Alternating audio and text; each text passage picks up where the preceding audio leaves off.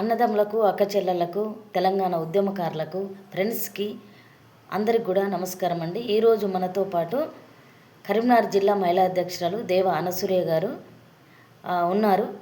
వారు తెలంగాణ ఉద్యమంలో ఎన్ని సంవత్సరాలు కష్టపడ్డారు, వారు స్థితిగతులేంది, ఇప్పుడు వారు ప్రభుత్వంతో ఏ రకంగా ఉద్యమకారుల హక్కుల కోసం కొట్లాడుతున్నారో అన్ని విషయాలు కూడా మనం తెలుసుకుందాం. అనసూయ గారు ఉన్నారు, చెప్పండి. అనసూయ గారు నమస్కారం అండి. అందరికీ నమస్కారం అండి.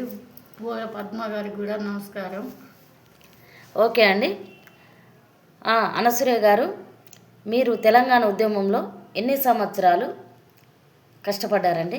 2008 నుండి 14 వరకు మేము పోరాటం చేస్తూనే ఉన్నామండి. ఓకే అండి.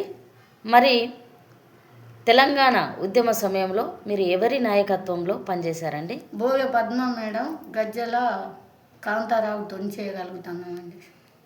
ఓకే అండి. మరి ఇప్పుడు మీరు ప్రభుత్వంతో మీ హక్కుల కోసం ఏం అడుగుతూ ఉన్నారు? మాకు 250 గజాల ఇల్లు జాగా కావాలి, 35,000 పింఛన్ కావాలి, మాకు గుర్తింపు కార్డులు కావాలి మేడం. మేము దాని గురించే పోరాటం చేస్తున్నాము. ఇంకా ముందు కూడా చేయగలుగుతాం. ఓకే అండి. ఇంకా మరి మీ స్థితిగతి, మీరు ఇప్పుడు ఏ రకంగా ఉన్నారండి? ఏ రకంగా ఉన్నారు ఆర్థికంగా? మాకు పింఛన్, భర్త చచ్చిపోయిన పింఛన్ లేదండి. గవర్నమెంట్ నుండి ఎలాంటిది కూడా మాకు వర్తించలేదు.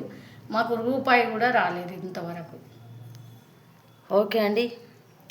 విన్నారు కదండి, తెలంగాణ కోసం అలపెరగని పోరాటం చేసినటువంటి ఇలాంటి వాళ్ళ స్థితిగతులు చూశారు కదా. ఇప్పుడు వాళ్ళకి ఇల్లు లేదు, భర్త చనిపోయిండు, భర్తకు చనిపోయిన ఇప్పుడు 3 సంవత్సరాలు వెళ్ళి 4వ సంవత్సరం పడ్డా ఇప్పటికి పెన్షన్ లేదు. మరి తెలంగాణకు ఉద్యమకారులకు 250 గజాల భూమి కానీ, 30,000 పెన్షన్ కానీ, అదేవిధంగా బస్ పాసు లాంటి మరి ఉద్యమకారుల సంక్షేమ బోర్డు ఏర్పాటు చేసి ఉద్యమకారులందరినీ కూడా గుర్తించి మరి తెలంగాణ ఉద్యమకారులందరూ కూడా మేము న్యాయం చేస్తామని చెప్పిన ఈ రాష్ట్ర ప్రభుత్వం ఇప్పటి వరకు కూడా తెలంగాణ ఉద్యమకారుల ఊసు కూడా ఎత్తడం లేదండి. దీనికి చాలా బాధాకరం అండి. వీరంతా కూడా ఎంతోమంది కరీంనగర్ జిల్లాలో, ఉమ్మడి జిల్లాలో ఉన్నటువంటి మహిళలు కానివ్వండి, పురుషులు కానివ్వండి, అన్నదమ్ములు కానివ్వండి, నాతో పాటు తెలంగాణ ప్రజా సంఘాల జేఏసీ గజ్జలకాంతం గారు పెట్టి మమ్మల్ని అందరినీ కూడా ఏకం చేసి ఆ రోజు తెలంగాణ కోసం గల్లీ నుండి ఢిల్లీ దాకా కూడా కొట్లాడారు. ఆ రోజు మేమంతా కొట్లాడి మా మీద అనేకమైన కేసులు అయినాయండి. మరి మాలాంటి వాళ్ళు, మేమే కాదు ఈ రాష్ట్రం లోపల లక్షలాది మంది మరి కేసులైన వాళ్ళు కానీ, బైండూర్ కేసులు కానీ, బలమైన పేపర్ కటింగ్స్లు కానీ ఉన్న వాళ్ళకు గుర్తించి రాష్ట్ర ప్రభుత్వం ఏదో ఒక రకంగా న్యాయం చేయాలన్నది మా ప్రధాన డిమాండ్ అండి. ఇలాంటి వాళ్ళు ఎంతోమంది ఉన్నారండి. రోజుకొకరిని కూడా మేము మీ ముందుకు తీసుకొస్తాను. వాళ్ళ స్థితిగతులు కానీ, వాళ్ళు ఎన్ని సంవత్సరాలు ఉద్యమం చేసిండ్రు, ఎవరి ద్వారా చేసిండ్రు అన్నది కూడా మేము ముందుకు తీసుకొచ్చే ప్రయత్నం చేస్తానండి.